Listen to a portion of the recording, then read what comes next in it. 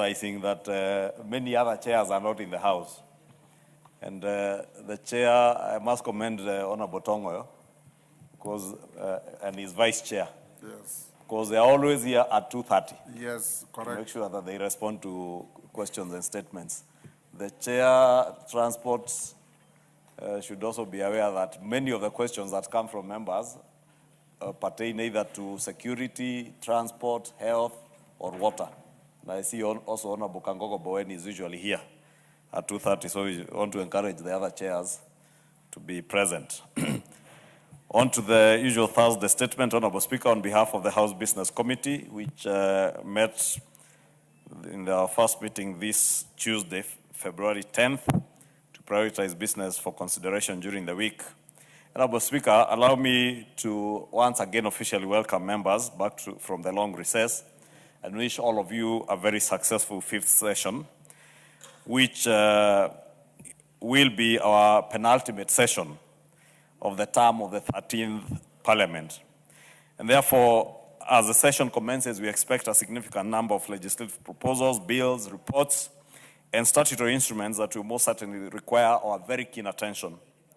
In this regard, the collective effort of every member and every committee remains critical for the realization of the constitutional mandate that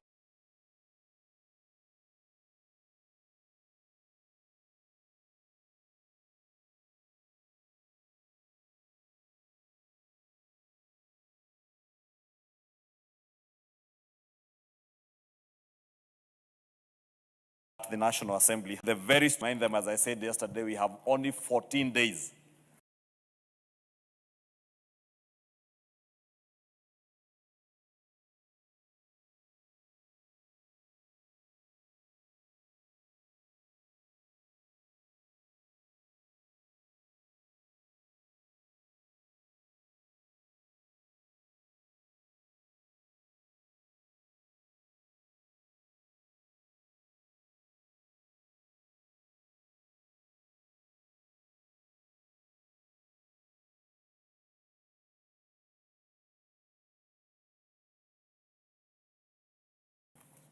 Beginning today, or from is the second reading of the following bills. Should Senate be second reading of the following bills, should some of them not be concluded today. One, the Energy Management Bill, Senate Bill number 42 of 2023, and two, the Fire and Rescue Services Professionals Bill, Senate Bill number 5 of 2023. Additionally, Honorable Speaker, debate will be undertaken on the following motions, should notice of motion be given. One is consideration of the report of the delegation to the 150th Assembly of the Interparliamentary Union. Two is consideration of the report on the audited accounts for the Judiciary Mortgage Scheme Fund for the financial year ended 2011-2012 to 2021-2022. Three will be a consideration of a petition regarding pollution of River Athi. Four is consideration of the fourth report on the status of implementation of the Constitution. Five is consideration of session of paper number 3 of 2025 on partial divestiture in Safaricom PLC by the Government of Kenya.